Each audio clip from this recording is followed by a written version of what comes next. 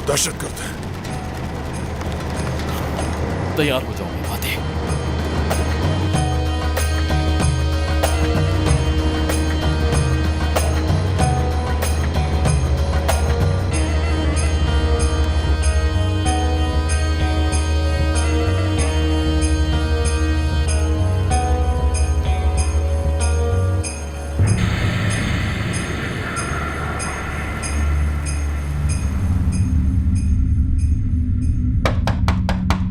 Yes.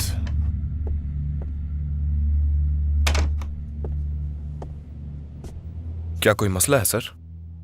अलपर Zafar को पकड़ने गया था लेकिन वो वहां नहीं था। ये वहां लेट पहुंचे होंगे सर। जब तक हमने जगह पर छापा मारा वो अपना सारा सामान छोड़कर भाग गए। अपना कोई आदमी भी नहीं छोड़ा पीछे। ऐसा लग रहा था जैसे किसी ने बता दिया हो जफर को। कहना क्या चाहते हो तुम? याद है तुमने ही कहा था कि एक मुखबर है जो मुझसे मिलना चाहता है और वो हमारी मदद करना चाहता है। लेकिन जब मैं वहां पहुंचा तो वहां जफर मौजूद था। और जब हमें ये इंफॉर्मेशन मिल गई थी कि जफर उस जगह पर है, लेकिन जब हम उस जगह पर पहुंचे तो उस जगह पर कोई नहीं था। इस सब की वजाहत है क्या तुम्हारे पास?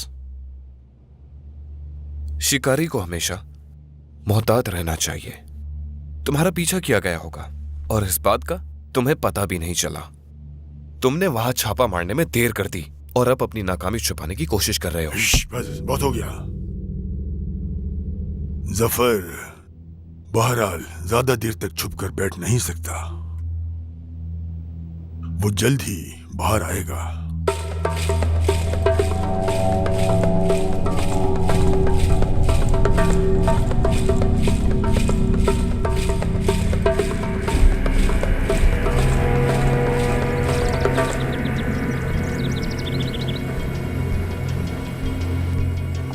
देखो हाकान, आखिर ऐसा कब तक चलेगा?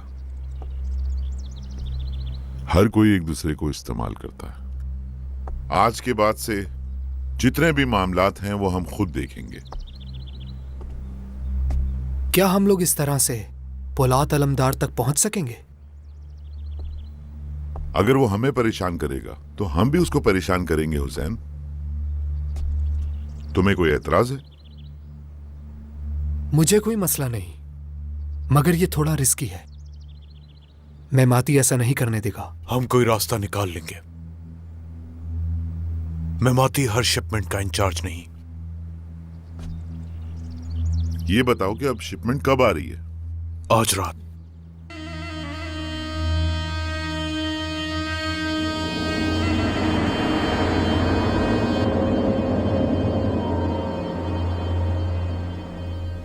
भाई, इंसान बेचे जाते थे, समझ आता है, लेकिन वो लोग तो आजाद बेच रहे हैं इंसानों के। ये पैसे के लिए कुछ भी कर सकते हैं। वो औरतों को भी बेच सकते हैं भाई। ऐसा कैसे हो सकता है? सच है ये। यूरोप की तमाम बुराई की जगहों पर उन्हीं का कंट्रोल है। उस जगह और यूरोप के बारे में क्या पता है तुम्हें? तंजीम के बारे में तुम्हें क्या पता? ऐसे बात कर रहे हो जैसे तुम माहिर हो। अब्दुल भाई, मोरो के आदमी का मुंह खुलवाने की कोशिश करो। मुझे लगता है कि उसे कुछ मालूम तो नहीं होगा, मगर शायद कोई क्लू मिल जाए। जी भाई।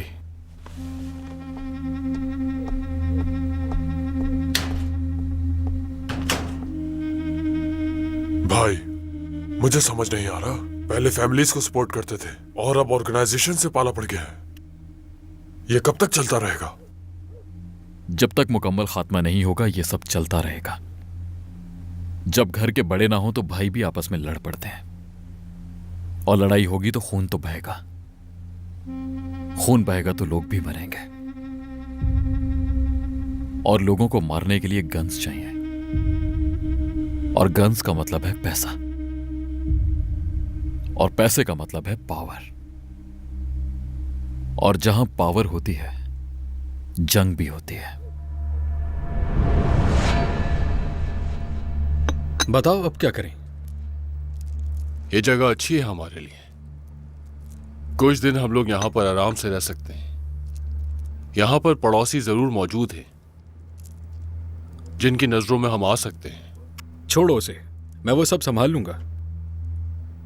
हमें कोई बेहोश करने वाला नहीं मिला। तुम्हारा क्या मतलब है डॉक्टर? पैसे कम है और खतरा ज्यादा है इसमें। वो जो लोग हैं वो हमें मारने का मुआवजा नहीं देते। लोगों को मारने के लिए पैसा देना उन्हें पसंद नहीं। वो लोगों को बाहर नहीं निकालते बल्कि जिंदा करते हैं। तो ये बात है। क्या ये सब तुम उनसे कह सकते हो? खतरा मोल ना ले तो अच्छा है। हमारे मरीज हमारे लिए बहुत अहम है। उन्हें जो चाहिए दे दो, लेकिन मेरे लिए कोई मसला ना हो। अगर मेरे साथ कोई मसला हुआ या कोई चाल चली तो एक एक को गोली मार दूंगा। ये कोई बच्चों का खेल नहीं है। तुम्हें ट्रांसप्लांट करने के लिए कोई किडनी मिली क्या?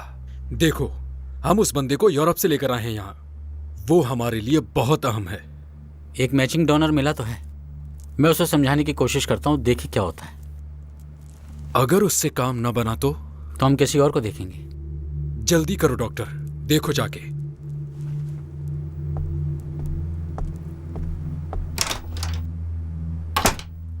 देखो, अपने आप को जरा मजबूत बनाओ। ये मामला डॉक्टर पे छोड़ दो, वो सब संभाल लेगा। मुझे जरूरत है तुम्हारी। ठीक है। 4 खानदान और उन्हें मुख्तलिफ ममालिक की सीक्रेट सर्विस एजेंसीज की सपोर्ट हासिल है। जो भी उनसे करने को कहा जाता है उन्हें करना पड़ता है। इन लोगों को तो आपस में लड़ना चाहिए क्योंकि इनके कारोबार मुख्तलिफ है, लेकिन ऐसा कुछ नहीं। एक ही मेज पर बैठते हैं वो तो। लौजान पर कितने थे याद है मेहमाती? अगली जंग में वो सारे एक दूसरे के खिलाफ लड़ रहे थे।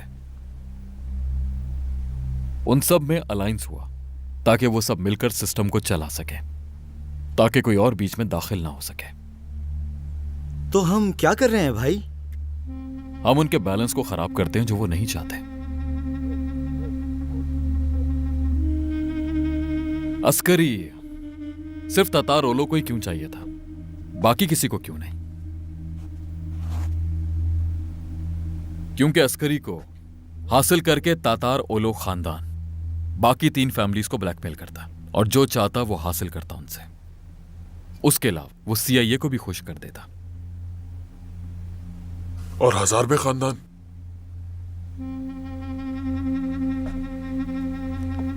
हजारबे खानदान मुल्क में इंतशार फैलाना चाहता है।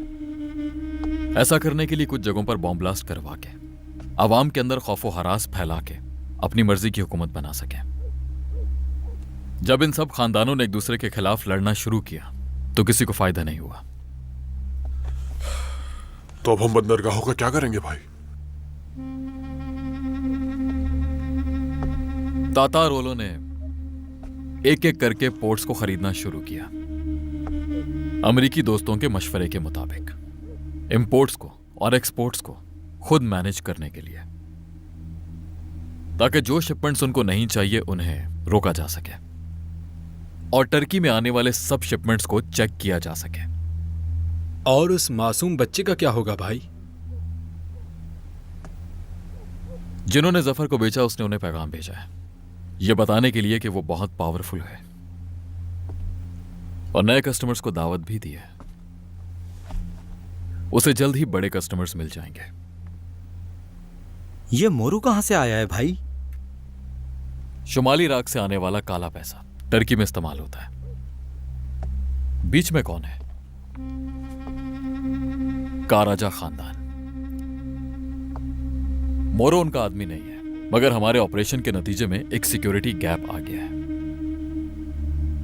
और सिक्योरिटी के लिए उन्होंने एक खानदान को चूज किया।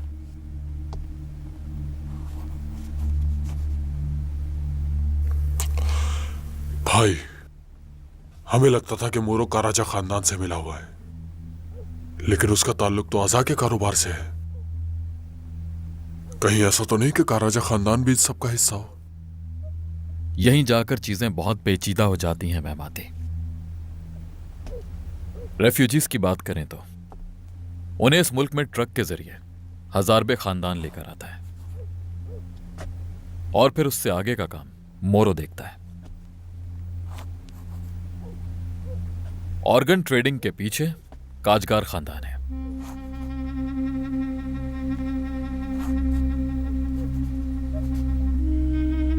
एक कुर्बानी के जानवर की तरह वो सब मिलकर उसका गोश्त खाते हैं।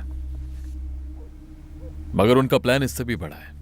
जिन रेफ्यूजीज को यहां लेकर आया जाता है फिर उन्हें यूरोप भेज दिया जाता है और वहां उनसे हेरोइन बेचने का काम लिया जाता है। और जिन लोगों को यूरोप ना भेजा जा सके उन्हें इस मुल्क की सिविल ऑर्गेनाइजेशंस के हवाले कर दिया जाता है ताकि उन्हें बचाया जा सके। उन रेफ्यूजीज के पास कुछ नहीं होता और वो उन्हें एक नई जिंदगी, बहुत सारा पैसा और एक नया मजहब अपनाने की पेशकश करते हैं। और ये सिर्फ रेफ्यूजीज तक महदूद नहीं है। टर्की के अपने रहने वाले जरूरतमंद लोग भी इसका शिकार बन जाते हैं। और ये तालीम उन्हें मिशनरीज के बनाए हुए चर्चेज में दी जाती है। जो तुंजाई ने बताया था, क्या इसका ताल्लुक उससे है? बिल्कुल मुमकिन है भाई, मगर हमारा गोल क्या है? बताया ना, कुर्बानी। तुर्की इस वक्त कुर्बान किया जा रहा है। कोई उसे लिटा रहा है, कोई उसकी आंखें बंद कर रहा है, तो कोई उसकी टांगें बांध रहा है और किसी के हाथ में छुरी है। तो अब हमें क्या करना चाहिए भाई? यह मुल्क उनका कुर्बानी का जानवर नहीं है। शेर कुर्बान नहीं किया जा सकता।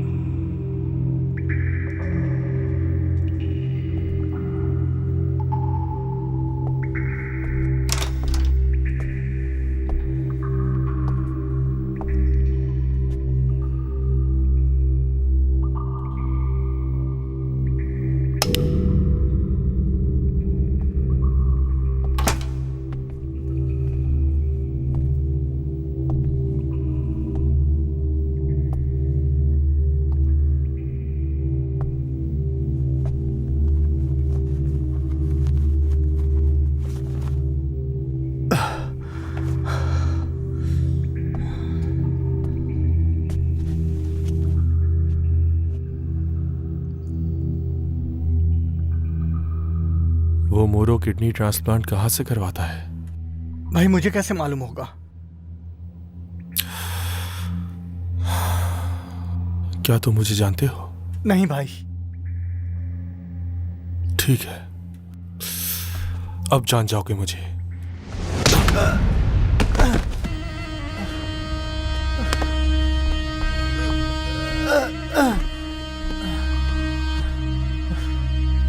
मेरा नाम अब्दुल है।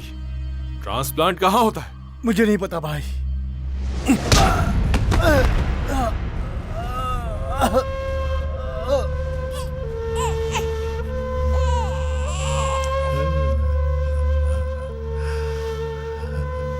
बेटा, इसके माँ बाप, खानदान वाले या किसी रिश्तेदार का पता चला? फिलहाल तो नहीं। इसकी अम्मी तो पहले ही मर चुकी थी। बाकी खानदान के बारे में नहीं पता। अफसोस, बेचारे बेमौत मारे गए।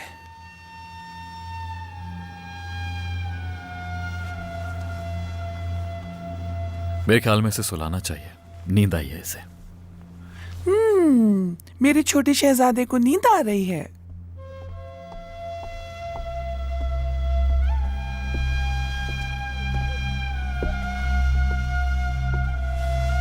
चलो सुला दो इसे। मुआ। Yui Yui Yui Yui.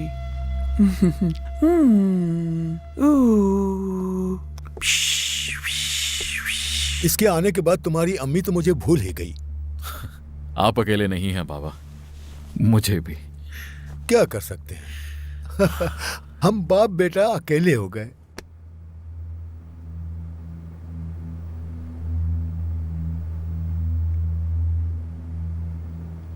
उदास क्यों हो बेटा? उदास कैसे नहीं होगा बाबा। ये दहशतगर्दी दिन ब दिन बढ़ती जा रही है। कितने मासूम लोगों की जान जा चुकी है और लोगों के दिलों में भी खौफ बढ़ता जा रहा है। ये दहशतगर्दी और कितने घरों को बर्बाद करेगी। किसने शुरू की ये सब? किसकी वजह से ये फैली? क्या ये सब हमारे अपने लोग नहीं हैं बेटा?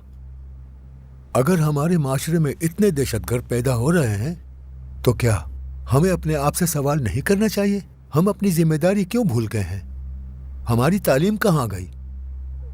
हमने 80 साल अपने बच्चों को क्या पढ़ाया, क्या सिखाया उन्हें? हमने क्या तरबियत की उनकी? चलो मान लेते हैं कि उनकी बुनियादी जरूरतें उनको दी, मगर उन्हें कनात नहीं सिखा सके। सबसे बढ़कर उन्हें इंसानियत से मोहब्बत नहीं सिखा सके। बाबा, उन लोगों के पास डॉक्टर्स हैं, साइंटिस्ट हैं, लॉयर्स भी हैं, और यही नहीं, इसके अलावा वो लोग यंगस्टर्स को भी सिखा रहे हैं। इन सब चीजों का होना एक अलग चीज है, मगर इंसानियत से प्यार होना बिल्कुल ही मुख्तलिफ चीज है। एक बादशाह का वाकया सुनाता हूं तुम्हें। उसकी सल्तनत में कुछ फसादात फूट पड़े। उस पर काबू पाने के लिए पूरी ताकत लगा दी और उसने शरपसंदों को पकड़ लिया।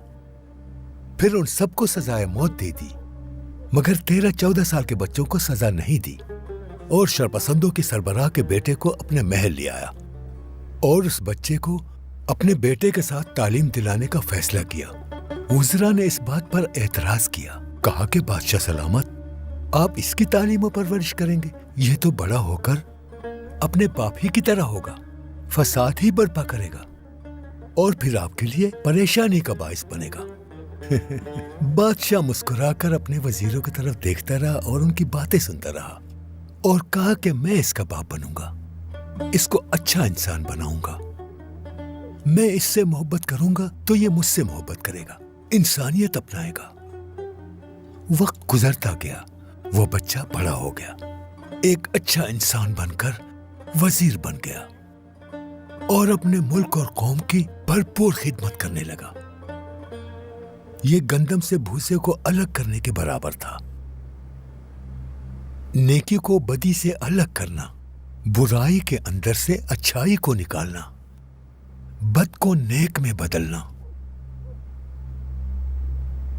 दर हकीकत हुकूमत करना इसी को कहते हैं।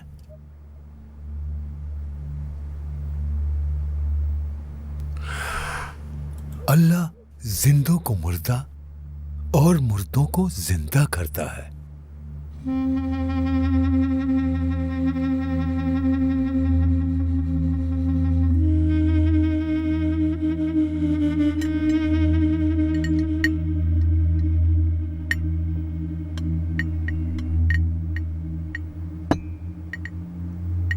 मैंने रोल से बात की थी। उसने लोन के लिए दुबई से अप्लाई किया था और कह रहा था कि लोन जल्द ही अप्रूव हो जाएगा। और डिपॉजिट का क्या? उसके बारे में भी सोच लेंगे कि कैसे होगा। और मुझे लगता है कि जब हमें वो लोन मिल जाएगा तो हमारी सारी परेशानियां खत्म हो जाएंगी। आई होप ऐसा ही हो जुलीदे। क्या हुआ? तुम कुछ सोच रही हो क्या? नहीं, बस हैरान हूं मैं। तुम मेरे लिए इतना कुछ करोगी मैंने सोचा नहीं था। मुझे तुम्हें सरप्राइजेस देके अच्छा लगता है।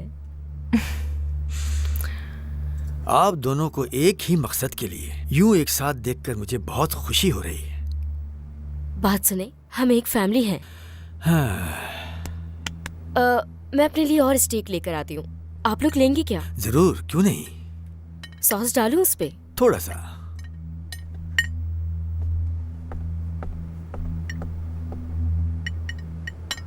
असलहे के हवाले से जो काम शुरू कर रही हो वो पौलाद जानता है? आखिर हर कोई मुझसे ये बात क्यों पूछ रहा है? वो इसलिए कि ये मामला मुझे थोड़ा सा अजीब लग रहा है। वो अभी नहीं जानता अंकल, बता दूंगी उसे। मगर आई डोंट थिंक उसका रिएक्शन बुरा होगा।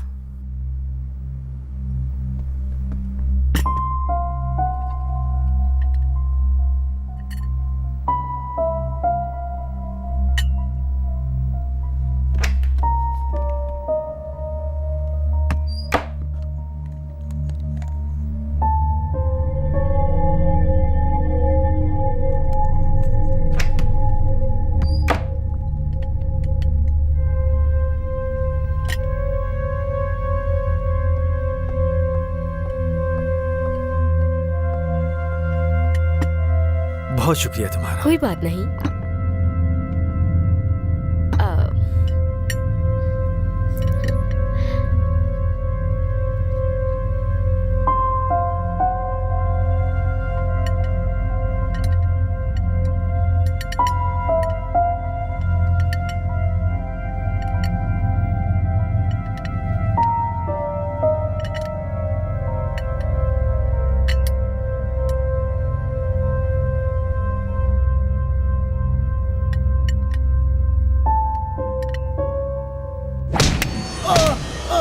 भाई रुको रुको रुको रुको, बताता हूँ।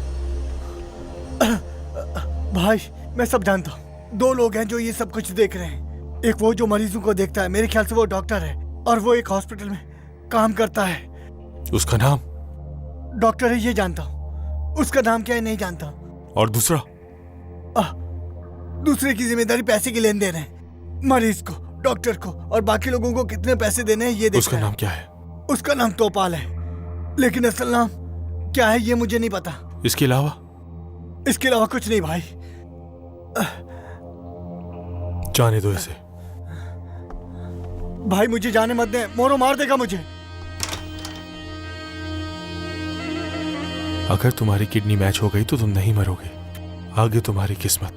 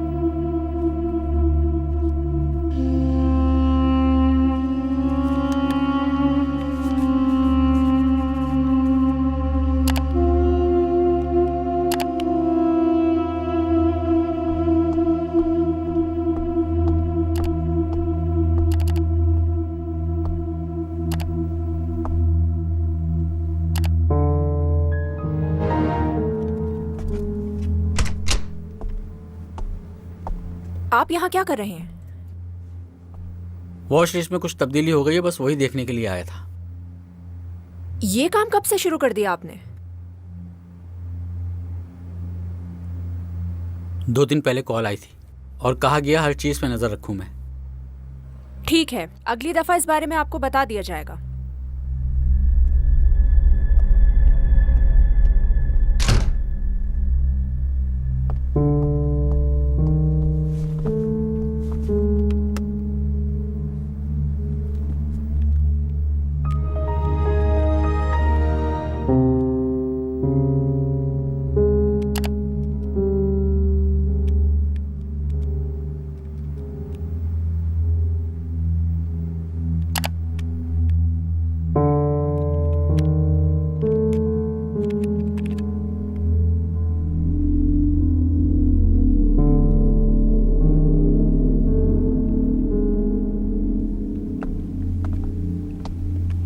तुम मुझे यहाँ क्यों लेकर आए हो? क्या तुम्हारे पास कोई और जगह नहीं थी मिलने के लिए?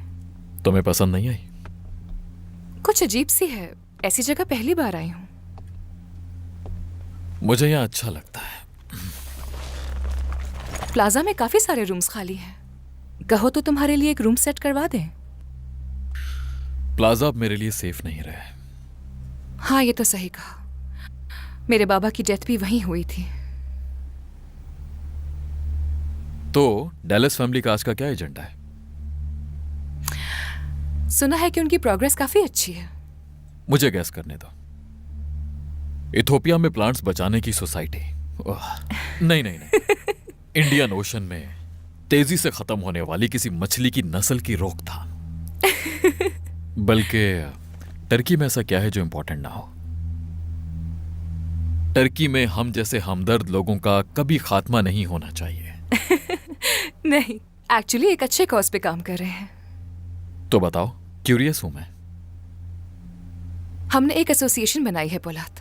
हम जाती हथियार की मिल्कियत के खिलाफ लड़ेंगे और कल हमारी प्रेस कॉन्फ्रेंस भी है। मैं कुछ समझा नहीं। मैं, इंजी, फवाद और यालचिन यिल्दिज फाउंडिंग मेंबर्स हैं। वक्त के साथ और लोग भी आ जाएंगे। तुम तो जानते हो फवाद की वाइफ ने सुसाइड की और मेरे बाबा की मौत भी ऐसी ही हुई। तो हमने सोचा कि अपने अंकल से बात की इस बारे में? हाँ बिल्कुल, उन्होंने ही कहा मुझे तुम्हें बताने के लिए। हर कोई मुझे तुम्हें बताने के लिए कह रहा था, तभी तो मैं तुमसे मिलने के लिए आई हूं यहाँ। हर कोई? यानी इंजी और फवाद ने भी यही कहा।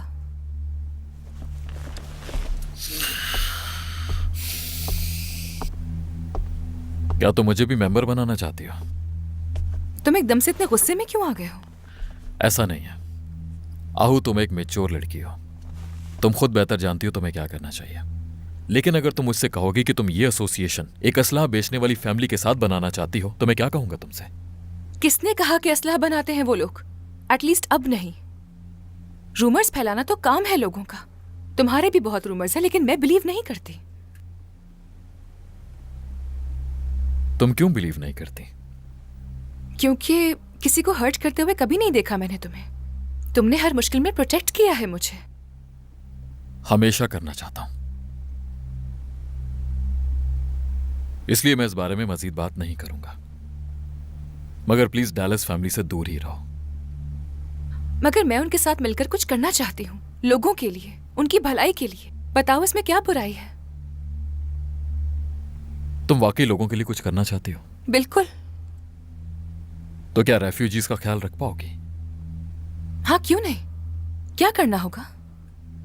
हजारों लोग अपने घरों से नकल मकानी करते हैं, अपना सब कुछ छोड़कर, यहां तक कि बॉडी पार्ट्स को भी बेचकर, अपने लिए और अपने बच्चों के लिए एक बेहतर फ्यूचर की तलाश में। उनकी कोशिश होती है कि यूरोप पहुंच जाएं, और हर साल कितने ही लोग अपनी जान की बाजी हार बैठते हैं, और कितने ही लोग बेचारों मददगार किसी अनजान मुल्क में फंस जाते हैं। मगर बहुत सी इंटरनेशनल फाउंडेशंस काम कर रही होंगी ना इस इशू पर। उनमें से बहुत सी तुम्हारी इस एसोसिएशन की तरह ही हैं, खुद असलाह बेचकर लोगों को असला ना रखने की तरगीब देते हैं। इसी तरह से इंसानों को बेचते हैं और उनके हुकूक की बात करते हैं। हम जैसे लोगों को इनके साथ इन्वॉल्व रहना चाहिए, ताकि कम से कम हमें उन बेयारो मददगार लोगों का पता तो चल सके। मैं जरूर हेल्प करूंगी।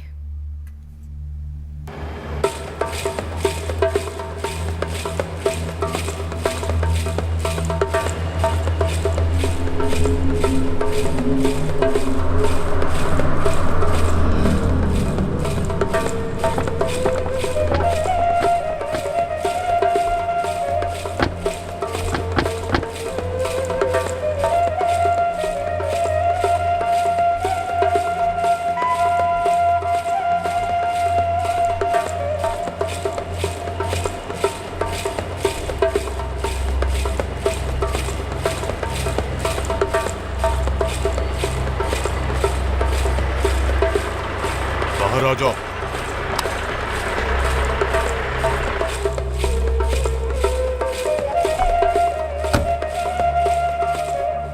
क्या ले जा रहे हो उसमें? तुम हो कौन भाई? खुद स्मगलिंग कर रहे हो और मुझसे पूछते हो मैं कौन हूं? ये ऑयल किसका है? अगर तुम जानते हो कि ये स्मगल्ड है तो तुम ये भी जानते हो कि ये किसका है।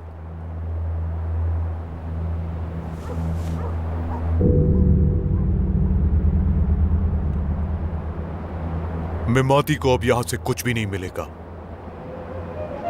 जल्दी करो, हमारे आदमी बिठा दो इन ट्रकों में। ट्रक में बैठो और हमें फॉलो करो। चलो जाओ।